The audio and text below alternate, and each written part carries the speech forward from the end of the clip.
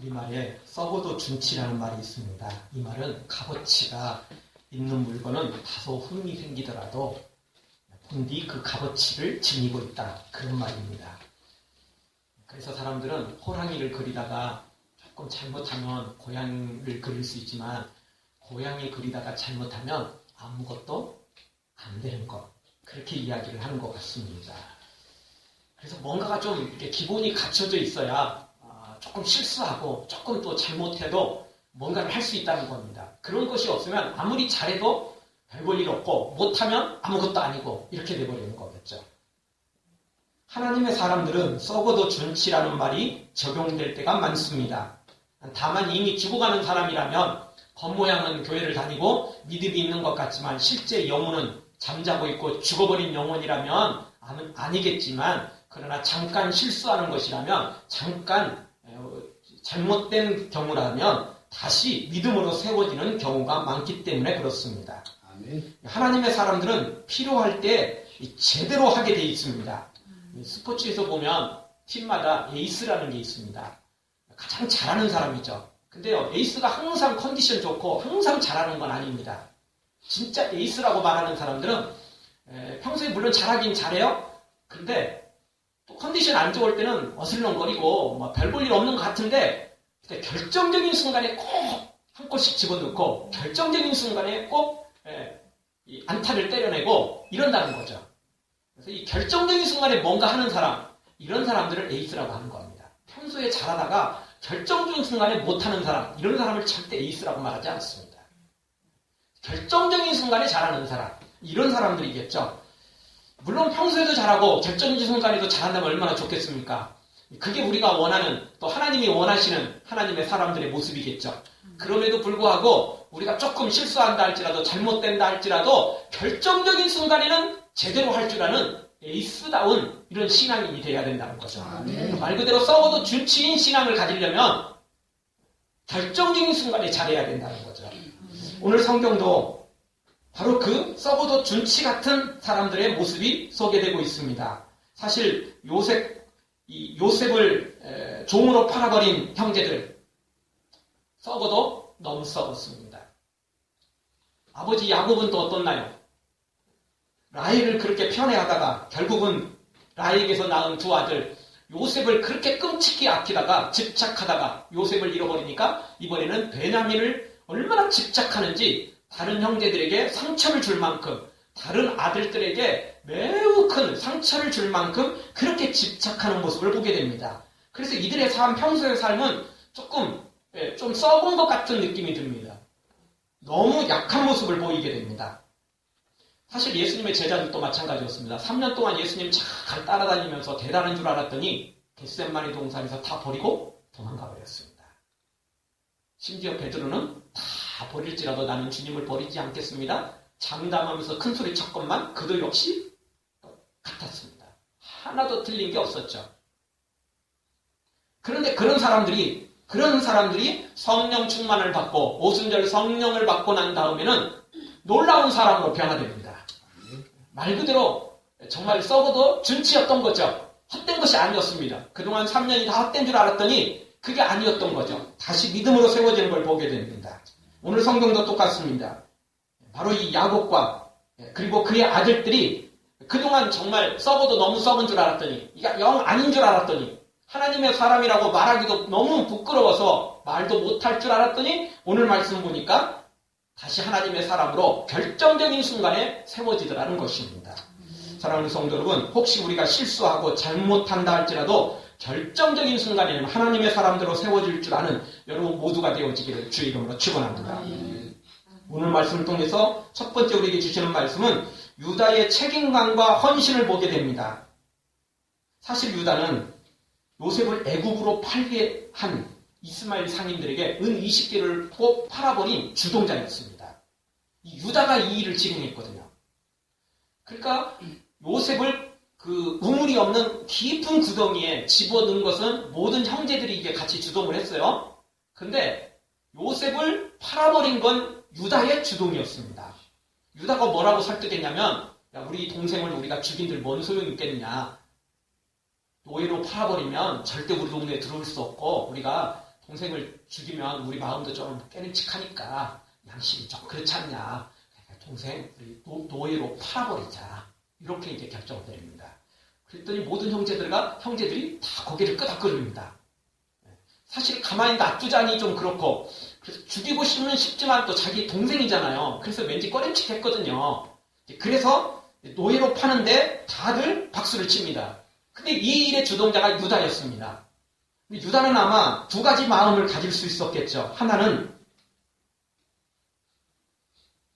그나마 동생을 종으로라도 팔아서 혹시 나중에 살아오면 이놈은 운명이 살 운명이고 이놈은 어떻게 할 수 없고 우리가 어떻게 할 수 없는 놈이다. 이렇게 이제 생각한다. 이런 마음이겠죠. 그리고 또 하나는 종으로 팔면 절대 살 수 없다. 이놈이 부잣집 도련님으로 살았는데 노예로 팔리면 이놈은 못 산다 절대. 거기다가 애금의 노예로 팔리면 절대 우리 땅으로 돌아올 수 없다. 이 두 가지 마음이겠죠. 하나는 조금 좋은 마음, 또 하나는 진짜 악한 마음이죠. 왜냐하면 그냥 죽이면 조금 너무 꺼림칙하니까 자기들 조금 편하려고, 그러니까 요셉을 위한 게 아니고 자기 편하려고, 자기 마음 조금 편하려고 그냥 죽이는 일에 내버려 두는 거겠죠. 이 둘 중에 어느 것인지는 유다 본인만 알겠죠. 하나님하고. 다른 사람들은 모를 것입니다. 아무도 모르겠죠. 어떤 마음인지 우리는 알 수 없습니다. 그러나 유다는 알겠죠. 하나님도 물론 알 것이고 말입니다. 원래 유다는 야곱의 네 번째 아들인데 상당한 지도력을 가지고 있었습니다. 그래서 리더급이었어요. 네 번째 아들이지만 절대 리더에서는 네 번째가 아니었어요.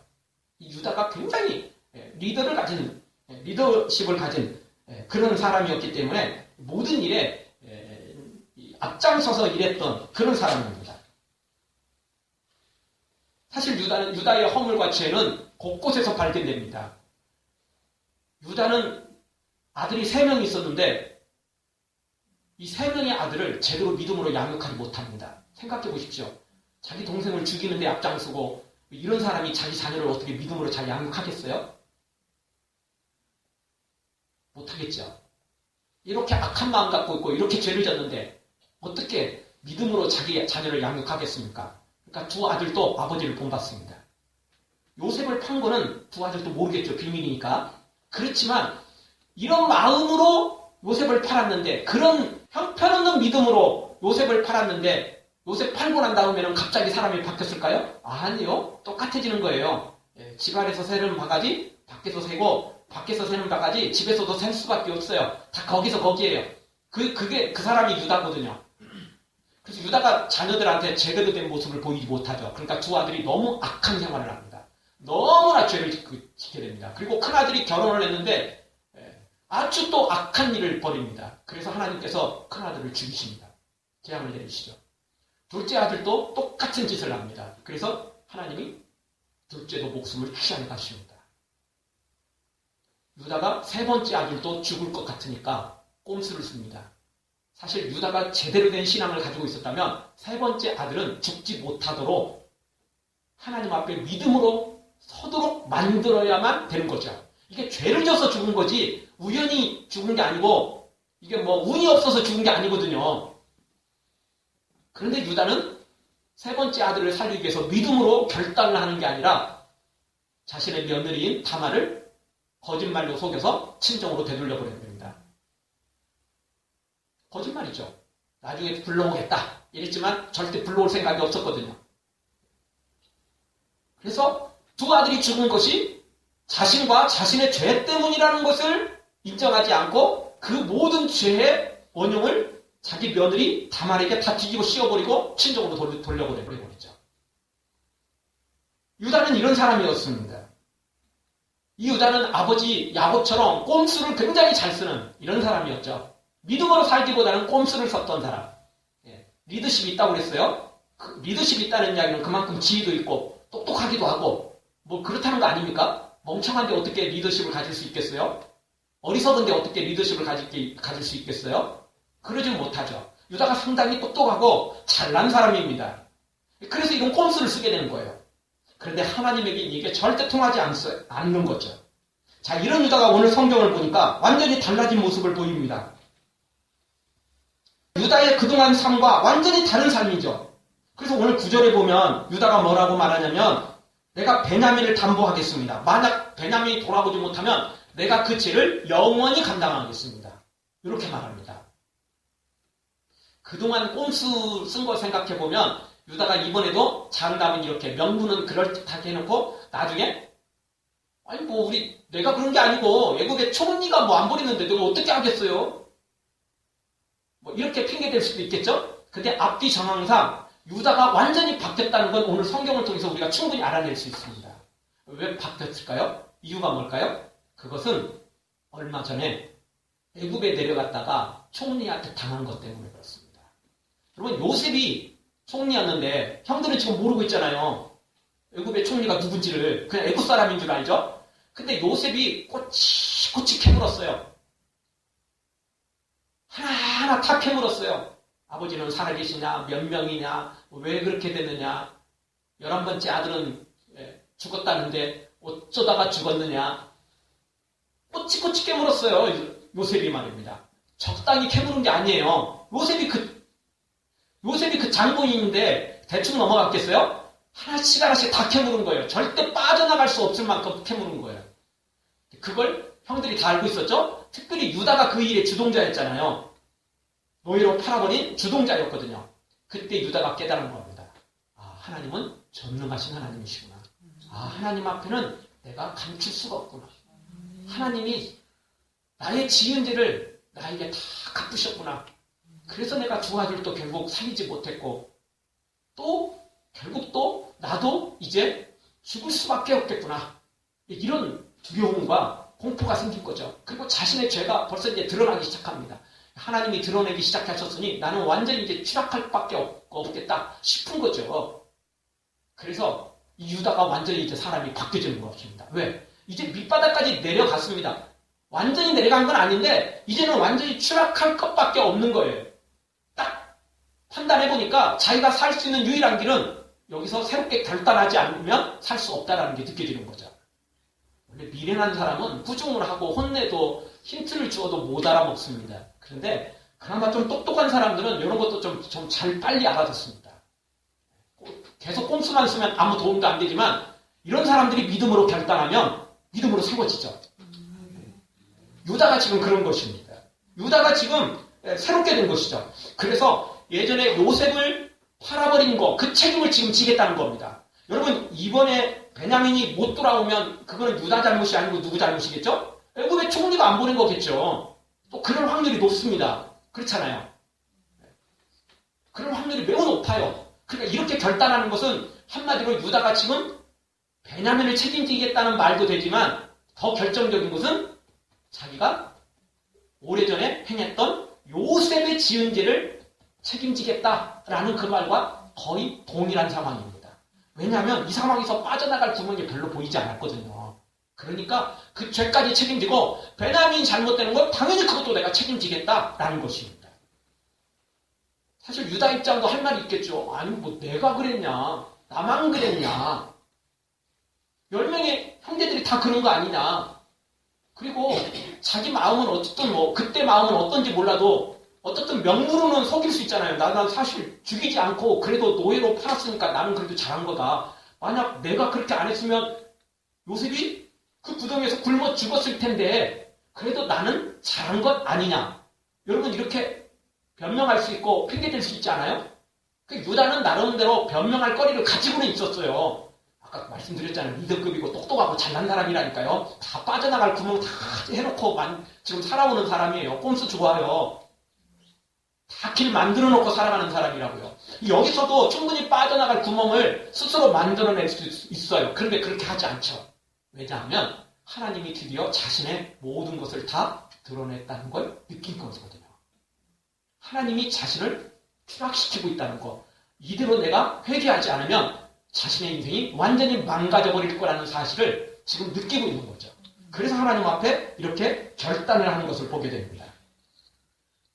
사실 이런 모습은 예수님의 모습입니다. 여러분 우리가 죄 짓고 우리가 잘못해서 지옥으로 가는 거 아닙니까? 그런데 우리 예수님이 대신 이 땅에 내려오셔서 우리를 위해서 십자가 지셨습니다. 예수님이 잘못한 건 하나도 없어요. 예수님이 책임질 내용이 아니에요. 그런데 예수님이 대신 십자가를 지셨어요. 믿음의 사람들은 이렇게 예수님을 본받을 줄 알아야 됩니다. 내가 지은 죄 당연히 내가 책임져야 되고 내가 짓지 않는 죄까지라도 내가 대신 감당하겠다는 이런 책임감이 있어야 돼요. 이런 희생과 헌신이 있어야 되는 것입니다. 그래야 문제가 해결되는 거예요. 유다가 지금 이런 모습을 보이고 있는 거죠. 사랑하는 성도 여러분, 우리도 다 이렇게 예수님처럼 유다처럼 책임감을 가지고 희생과 헌신해서 정말 하나님 앞에 부끄러운 모습이 아니라 믿음의 사람답게 하나님의 사람답게 정말 말 그대로 썩어도 준치 그런 모습으로 우리 모두가 세워지기를 주의 이름으로 축원합니다. 두 번째 주시는 말씀은 야곱의 믿음과 결단을 보게 됩니다. 유다가 먼저 책임감을 가지고 이렇게 헌신하자 야곱도 그에 걸맞는 응답을 합니다. 야곱은 베냐민에 대한 집착을 내려놓게 됩니다. 물론 베냐민에 대해 집착을 내려놓는 것은 그냥 무조건 내려놓은 건 아니었고 믿는 구석이 있었던 거죠. 그동안은 하나님을 믿는다고 하면서도 자기가 다 챙겼어요. 하나님, 내가 이 아들 다 똑같지만 그래도 요셉과 베냐민을 그래도 제가 제일 사랑합니다. 그러니까 하나님 요 애들한테 더 큰 복을 주세요. 이렇게 맡긴 게 아니고 자기가 다 챙겼거든요. 요셉 챙기고 베냐민 챙기고 이렇게 자기가 다 챙겼어요. 근데 이번에는 진짜 하나님께 맡깁니다. 진짜 하나님께 맡깁니다. 다 하나님께 맡기죠. 집착을 내려놓고 이 모든 거 하나님이 인도해 주시옵소서 그렇게 맡기는 거죠. 믿는 구석이 있었기 때문에 야곱이 이렇게 믿음의 결단을 하는 것을 보게 됩니다. 자, 야곱은 구체적으로 어떤 믿음을 가지고 이렇게 하나님께 맡기죠? 먼저 야곱의 이 구체적인 믿음은 전능하신 하나님을 믿었습니다. 그래서 이렇게 자신의 것을 내려놓고 하나님께 맡겨버린 거죠. 14절 보십시오. 전능하신 하나님께서 무능이 아니에요.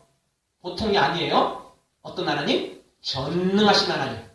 전능하신 하나님. 전능이라는 게 뭡니까? 모든 것을 다 할 수 있는 거죠. 열애가 하나도 없어요. 잘못될 확률이 없어요. 실수할 가능성이 전혀 없는 거예요. 전능이에요. 모든 걸 다 하실 수 있는 분. 그런 능력을 가지신 분이죠. 그래서 지금 베냐민을 이제 내려놓겠다는 겁니다. 하나님께 맡겨버리겠다는 겁니다. 내가 요셉 지켰는데 요셉 죽어버렸어요. 베냐민 그동안 싸고 돌았는데 또 이번에 베냐민 또 빼앗길 상황에 이르렀어요. 자기가 아무리 지키고 보호해도 안 되는 건 안 되더라는 거죠. 그래서 이제는 어쩔 수 없는 상황에 이르르자 드디어 하나님께 맡깁니다.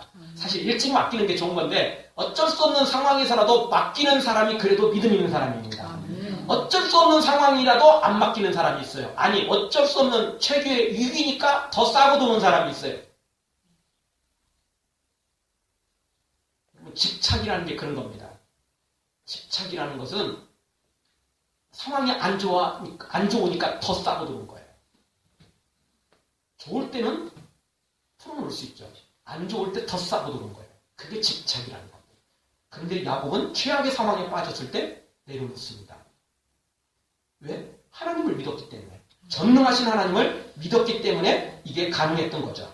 말 그대로 야곱은 믿는 구석이 있었기 때문에 이렇게 한 겁니다. 어쩔 수 없이 그냥 포기한 게 아니고 믿는 구석이 있었기 때문에 그 하나님께 전부 다 맡겨버린 것입니다.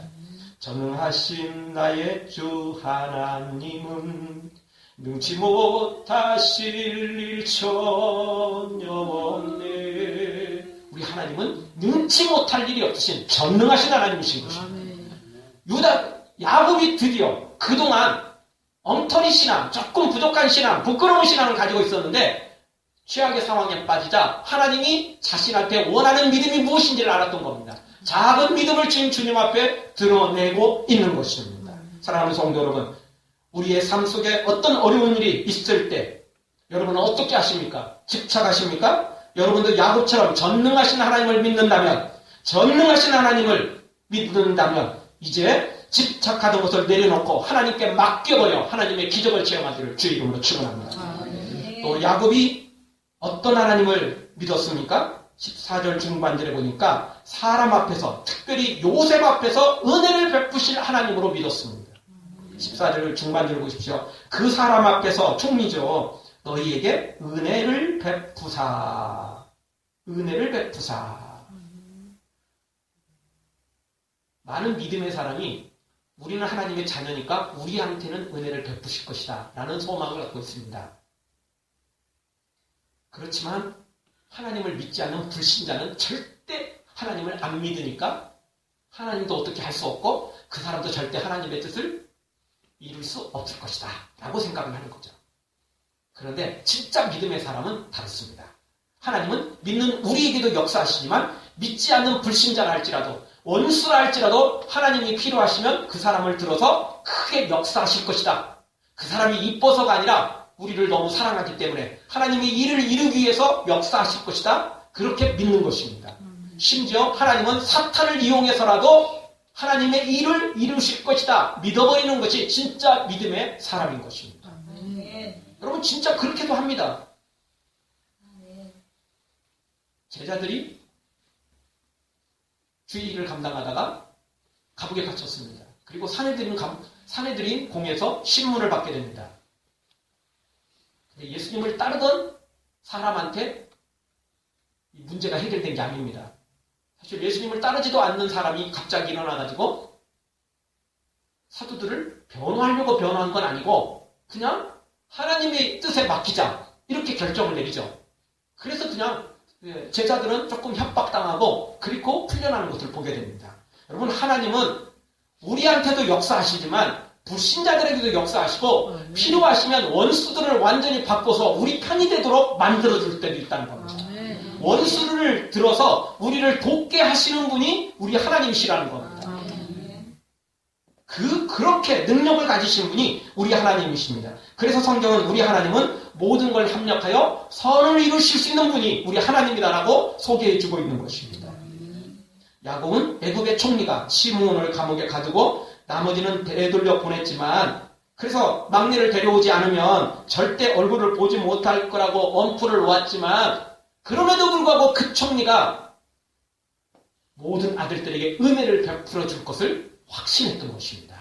그 이유는 총리가 얼굴 한번 못 봤지만 하나님이 그 총리를 역사하시며 하나님께서 그 총리의 마음을 움직이시면 충분히 이 일이 가능할 걸로 믿었던 것이죠.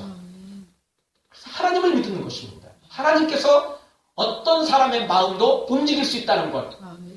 야곱은 확실히 믿었던 것입니다. 그렇습니다. 우리가 믿음으로 결단하면 하나님은 놀라운 일을 이루십니다. 물론 우리가 원하는 선이 아닐 때도 있어요. 마치 예수님께서 십자가를 지지 않기를 잠깐 원하셨지만 하나님은 그걸 원치 않으셨고 십자가를 지기를 예수님에게 요구하셨죠. 그래서 예수님 십자가 지셨습니다. 12 제자들도 복음 전하다가 맨날 승리만 한 게 아니고 전부 다 곳곳으로 흩어져서 결국 다 순교를 당했습니다. 그러나 분명한 건 우리가 잠깐 고난을 받는다 할지라도 우리에게 소원이 되는 일은 하나님께서 우리에게 허락하지 않는다는 겁니다. 절대 우리가 멸망당하는 길로 인도해 주시지는 않는다는 것입니다. 고난을 당하고 심지어 순교를 당한다 할지라도 그것이 우리에게 유익하니까 그것이 우리에게 이득이 되니까 그렇게 인도해 가신다는 것입니다. 이 땅에서도 그렇고 영원한 천국에서 상급으로 다 보상받을 길을 제시해 주고 그렇게 인도해 가시니까 우리는 그냥 믿으면 되는 것입니다. 절대 염려할 필요가 없습니다. 우리 하나님은 실수하지 않으시는 하나님이십니다. 믿고 달려가면 되는 것입니다. 하나님은 모든 사람에게 그렇게 역사하십니다. 사랑하는 성도 여러분, 아무리 악한 원수라도 하나님께서 역사하시면 친구가 되고 돕는 자가 된다는 사실을 기억하시고 끝까지 하나님을 믿고 달려가 승리하는 여러분 되어지기를 주의 이름으로 축원합니다. 아멘. 또 야곱은 어떤 믿음을 가지고 있었습니까? 14절 하반절에 보니까 시므온과 베냐민을 돌려주실 하나님으로 믿었습니다. 시므온은 지금 애굽의 감옥에 갇혀 있잖아요. 그리고 베냐민은 지금 가야 되는 상황이거든요. 돌아올 확률이 사실 그렇게 많지 않아요. 생각해 보십시오. 한 나라의 총리가, 그것도 조그만 나라도 아니고 엄청난 대국의 총리가 뭘 그렇게 대단하다고 이렇게 이 한 집안에 대해서 고주할 미주할 다 이렇게 참견을 하겠어요. 이유가 뭐겠습니까? 이유가 뭐겠어요? 이게 지금 잘못 보였다 생각하는 거죠. 밉보였다 생각하는 거예요. 이 집안이 지금 문제가 생겼다라고 생각하는 거예요. 그런데 여기서 어떻게 빠져나갈 구멍이 있겠어요? 하나님이 코너로 모시는데 어떻게 빠져나갈 구멍이 생겼겠어요? 어렵죠. 그런데 야곱은 지금 그걸 뛰어넘습니다. 예. 베냐민 데리고 가는데 지금 상황이 좋지 않아요. 그러니까 야곱이 그동안 계속 버티고 있었던 거예요. 지금 사실 2번을 왔다 갈 수 있는 시간이 지나가 버렸어요. 그러니까 벌써 몇 개월이 흘렀다는 거죠. 2번을 왔다 갔다 할 수 있는 시간이 이미 지났을 정도였어요. 그래서 지금 배 쫄쫄 굶고 지금 아껴서 먹고 있는 거예요. 그래서 조금만 더 늦으면 이제는 굶게 생겼다 싶은 거예요. 그래서 지금 결단을 내린 거거든요. 이런 과정 중에 오늘 이 성경이 소개를 해주고 있는 것입니다. 그런데 야곱은 뭐라고 대답하죠? 베냐민뿐만 아니라 지금 갇혀있는 시므온까지 다 하나님이 되돌려 보내주실 것이다. 이렇게 믿고 있는 거죠. 이유가 뭐죠? 하나님을 믿었으니까. 그리고 나는 엉터리로 생활하면서 우리 하나님은 능력의 하나님이야. 전능히 하신 하나님이야. 우리 하나님은 은혜 베푸신 하나님이야. 이렇게 한 게 아니에요. 자기도 믿음의 결단 내렸잖아요. 하나님 앞에 자신도 믿음의 결단을 내렸어요. 그리고 유다도 그렇게 믿음의 결단을 내렸던 거죠. 당연히 다른 자녀들도 다 동조하지 않겠어요? 오늘 성경에 쓰여있지 않았지만 다른 형제들도 다 동의를 했겠죠. 그래, 유다, 네가 그거 노예로 파는데 네가 앞장섰으니까 네가 다 책임져. 이렇게 했겠어요? 아니겠죠. 그렇게 하진 않았겠죠. 벌써 다른 형제들도요, 다 어느 정도는 느끼고 있었어요. 그래서 오늘 설교 제목이 썩어도 준치라는 거 아닙니까? 이 사람들이 불신앙자가 아니에요. 엉터리가 아니었어요. 조금 엉터리 길로 가고는 있지만 그래도 기본이 하나님의 자녀였던 거죠. 기본이 하나님을 믿는 사람들이었어요. 드디어 하나님이 그걸 드러내시니까 다 하나님을 두려워하며 하나님 앞에 믿음으로 세워져 가는, 그리고 회개하는 과정 속에 지금 있는 거죠. 그래서 믿음으로 세워지는 모습을 보게 되는 것입니다. 그렇습니다. 우리가 하나님을 믿으면 되는 것입니다. 하나님만 믿으면 하나님은 어떤 일이든 다 이루시는 것입니다. 마가복음 9장에 보면 수시로 물과 불에 던져 죽이게 만드는 귀신 들린 말하지 못하는 벙어리 된 한 아이가 나옵니다. 이 아이의 아버지가 예수님께 다가와서 그렇게 요청을 합니다. 예수님 무엇을 할 수 있거든 우리를 불쌍히 여기사 도와주시옵소서. 이렇게 부탁합니다. 그때 예수님 뭐라고 말씀하시죠? 할 수 있거든이 무슨 말이냐? 믿는 자는 능치 못할 일이 없느니라. 믿는 자는 능치 못할 일이 없는 것입니다. 믿으면 되는 것입니다. 나를 믿으면 아무 소용도 안 되고 다른 사람 믿어도 별 볼 일 없겠지만 살아계신 하나님, 전능하신 하나님, 사람에게 은혜를 베푸시고 사람의 마음을 움직이시는 하나님, 그리고 불가능도 가능케 하시는 하나님을 믿으면 그게 가능해진다는 것입니다. 믿음이 이기네 주 예수를 믿음이 온 세상 이기네. 우리에게 필요한 것은 믿음입니다. 세상의 지혜가 아닙니다. 이런 취약의 상황에 빠졌을 때는 어떤 지혜도 안 되고 돈으로도 안 되고 권력으로도 안 되는 것입니다. 여기서 진짜 필요한 건 믿음인 것입니다. 하나님을 믿는 믿음. 그것도 그냥 하나님이 아닙니다. 전능하신 하나님, 사람의 마음을 움직이시는 하나님, 취약의 상황에서도 건지시는 하나님, 이 하나님을 믿는 믿음만 가지면 하나님이 놀랍게 역사하시는 것입니다. 사순절을 지나고 우리가 다음 주에는 고난주일, 종료주일을 맞이하게 됩니다. 평소에 좀 부족하고 약한 모습을 보이더라도 날라리 신앙, 개떡 같은 믿음 갖고 있더라도 이제부터는 우리가 정신 바짝 차려야 됩니다. 이때는 정신을 바짝 차릴 때입니다. 그래야 썩어도 준치라는 말을 듣는 겁니다. 만약 이때도 정신 못 차리면 우리는 썩어도 준치가 아니고 쌩쌩아도 먹을 수 없는 물고기에 불과하다는 사실을 알아야 되는 것입니다. 자, 이제 우리가 정신을 바짝 차려야 됩니다. 이제 믿음으로 세워져 가야만 되는 것입니다. 야곱이 회개하고 유다가 회개하고 모든 형제들이 이제 믿음으로 결단을 내렸던 것처럼 우리가 다시 한번 십자가 앞에서 이 고난주간을 눈앞에 두고 정말 믿음으로 결단해서 우리 하나님 앞에 하나님의 기적을 맛보는, 하나님 앞에 인정받는 믿음의 사람들, 기적을 만들어내는 여러분 모두가 되어지기를 주의 이름으로 축원합니다. 아멘. 기도하겠습니다. 우리 동성으로 한번 기도할 때 주님